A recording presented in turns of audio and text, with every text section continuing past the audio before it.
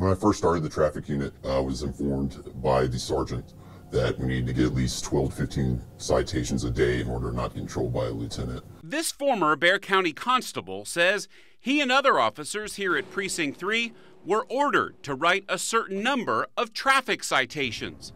He says no one would complain about it for fear of being fired. Some of the times they would have officers go and stake out certain roads in the county that have a low speed limit in order to get our numbers, and we'd hide around curves and pull people over 6 cars at a time. The goal of the constable's office was for each officer to read at least 160 tickets each month. This former employee of Precinct 3, who worked directly for Vojvodich, confirms the quotas and says these emails she was told to send prove it.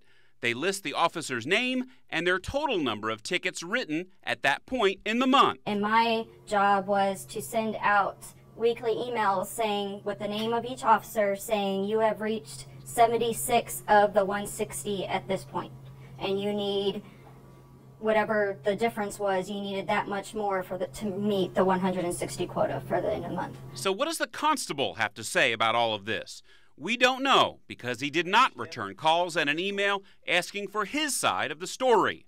But the former employee says Vojvodich is well aware of the ticket quota, even telling her to be quiet about it one day at lunch when she says she asked how many tickets one of the officers at the table had written that month. And I asked him, what was his numbers at the table, and I got told to be quiet and not talk about it by the constable in public because of people might be listening. So why have a ticket quota?